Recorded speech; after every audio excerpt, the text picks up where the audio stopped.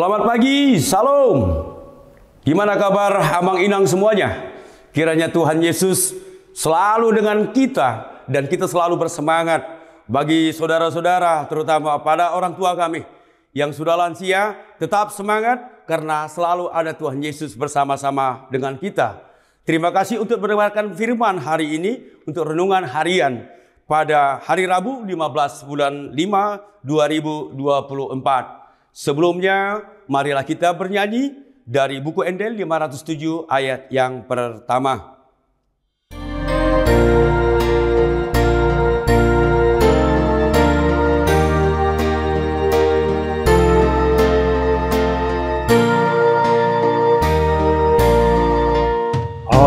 Bangsa para siani persilangi Tuhatai tusiato maporusa dinamarha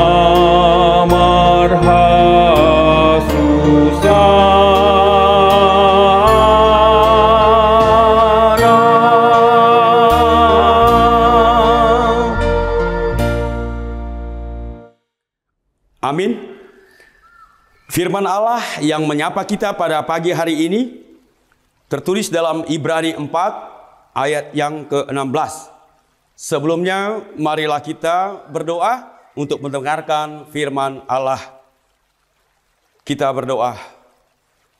Ya Tuhan Allah Bapa kami, terima kasih Tuhan untuk hari indah pada pagi hari ini. Kami selalu dibangunkan dengan mendengarkan firman-firman-Mu, ya Bapa, sehingga kami setiap hari akan lebih kuat untuk melakukan segala aktivitas kami ketika kami selalu mengandalkan Tuhan. Oleh karena itu Tuhan, buka hati dan pikiran kami, sehingga kami boleh mendengarkan firman-Mu dan kami dapat mencerna serta melakukan di dalam kehidupan kami. Dalam nama Tuhan Yesus Kristus kami mengucap syukur dan berterima kasih. Amin. Saudara-saudara, di ayat yang pada pagi hari ini yang harus kita akan dengarkan itu tertulis dalam Ibrani 4 pasal yang ke-16. Demikian dikatakan.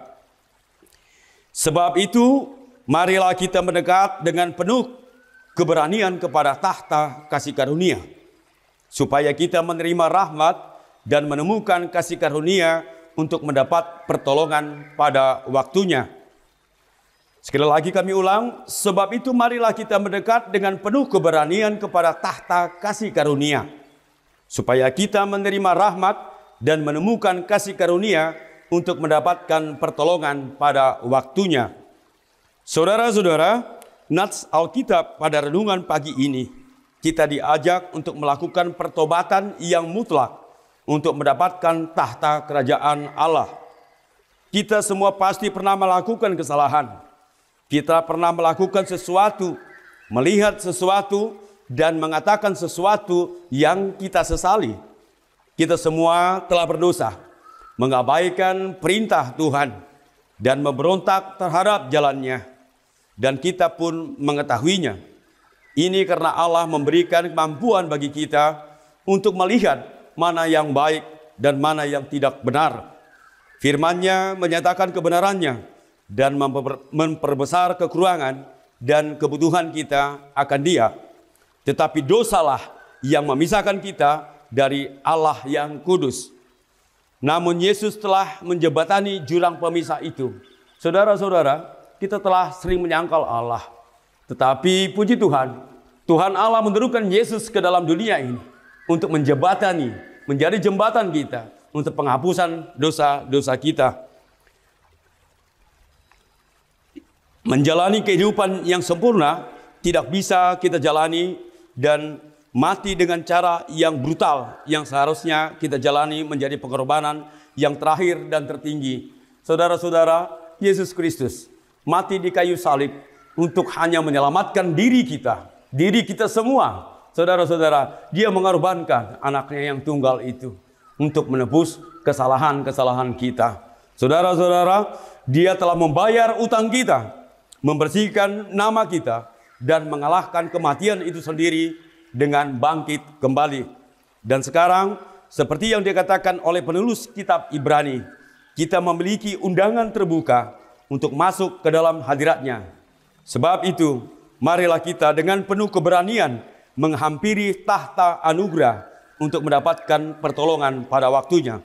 Seperti seorang anak berlari ke dalam pelukan ayahnya ketika ia terluka atau kacau atau sekedar membutuhkan pertolongan, kita dapat dengan penuh percaya diri ke hadirat Allah. Saudara-saudara yang letih lesu dan berbeban berat, datanglah kepadaku, itu firman Allah. Lalu apa yang harus kita takutkan kepada Allah? Kenapa tidak kita harus mendekatkan diri kepada Allah supaya kita beroleh tahta kerajaan Allah tersebut? Melalui apa? Melalui pertobatan, melalui berdoa dengan Allah dan pasrah diri kepada Tuhan. Saudara-saudara, hal ini sebenarnya tidak sulit untuk dilakukan ketika ada rekontrol di dalam hidup kita. Ada koreksi diri. Yang menjadi masalah dalam kehidupan kita adalah ketika kita mengandalkan pikiran kita saja, ini yang menjadi masalah. Kita anggap kita yang lebih pintar. Kita anggap kita yang lebih wah. Kenyataannya apa? Ketika kita diperhadapkan dengan sandungan, ketika kita dihadapkan dengan persoalan, apa yang kita lakukan? Kita mengadu kemana? Ketika saudara atau saya tidak mengadu kepada Tuhan, lalu kepada siapa? Anda mengadu kepada manusia, persoalan akan semakin lebih besar. Tetapi berlutut dan berdoalah. Kuncilah kamarmu dan berdoalah, bersekutu dengan Allah. Tuhan Yesus akan mendengarkan doa-doa kita. Doa-doa orang yang benar.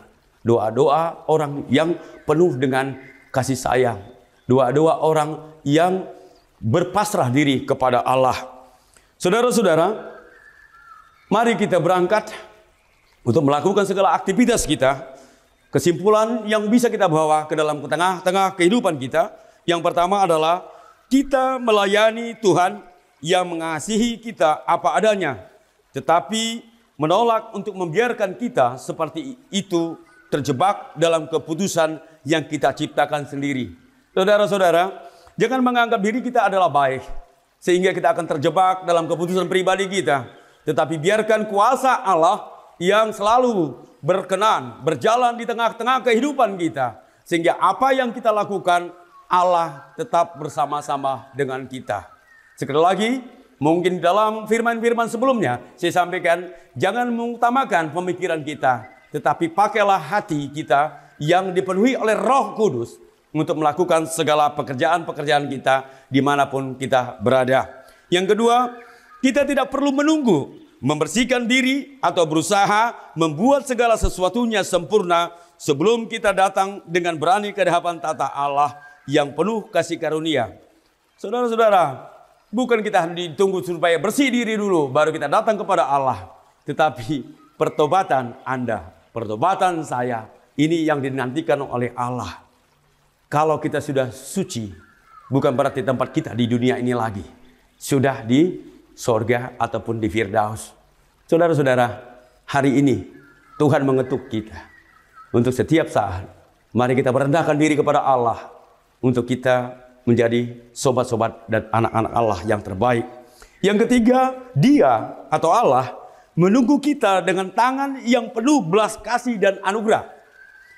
Dia atau Allah menunggu kita dengan tangan yang penuh belas kasih dan anugerah. Apa yang mau disampaikan di sini? Saudara-saudara, Tuhan Allah tidak pernah meninggalkan kita. Jangan pernah katakan Allah sudah meninggalkan kita. Allah tidak pernah meninggalkan kita. Kita yang selalu luput dan meninggalkan Allah. Tuhan selalu tangan terbuka ketika pertobatan-pertobatan itu terjadi dalam hidup kita.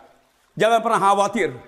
Allah tidak pernah menjadi Allah, maaf kata, yang jauh dari kita. Kita yang melakukan itu. Allah sangat sayang kepada kita, makhluk ciptaannya. Dan kemudian Allah adalah Allah yang berbelas kasih. Ketika pengampunan, kita memohon pengampunan dari Allah. Allah akan mengampuni kita. Tapi bagaimana kita untuk mengadakan pengampunan itu? Bagaimana kita memohon pengampunan kepada Allah? Itu kembali kepada saudara-saudara. Hati Anda berucap, ampuni. Atau hanya sebatas di mulut kita saja mengatakan Tuhan ampuni, tapi hatimu menolak. Ini yang harus kita rekoreksi. Itu hanya ada kepada kita masing-masing. Saudara-saudara, berlutut berdoa dan minta pengampunan dari Allah dari hati lubuk yang paling dalam, bukan dari lip service. Oleh karena itu, Tuhan akan memberikan kita anugerah sejahtera yang daripadanya. Itu yang memimpin kita selalu di dalam kehidupan kita. Bagaimana caranya melihatnya? Ketika kita mengalami satu persoalan, kita selalu tenang untuk menyelesaikan segala perkara. Perkara tidak ada yang tidak teratasi ketika Tuhan bersama-sama dengan kita. Marilah kita amang-inang selalu mengalami pertobatan di dalam kehidupan kita. Mulai hari ini, saya adalah anak Allah yang mau bertobat dan saya akan mendapatkan tahta kerajaannya di surga. Saya tidak akan pernah takut dengan Allah, karena Allah adalah Allah yang penuh belas kasih dan Allah akan menganugerahkan anugerah buat anak-anak yang takut kepadanya. Amin. Kita berdoa. Terima kasih ya Tuhan atas firman pagi ini. Kiranya pertobatan selalu terjadi dalam kehidupan kami hari demi hari, ketika kami selalu ingat akan kasih karunia Tuhan kepada kami. Bapa, lindungin kami dimanapun kami berada.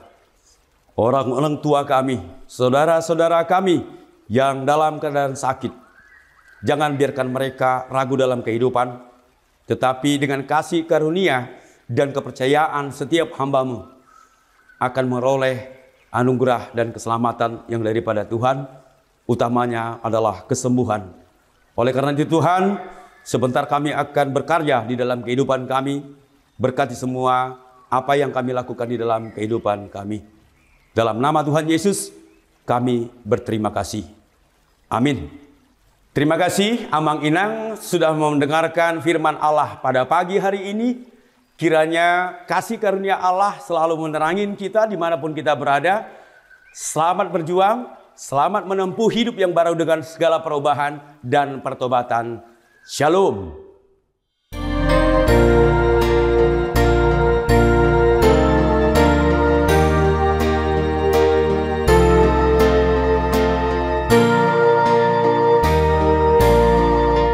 Allah nyatakan kasih-Nya di salib bukit Golgota. Ku datang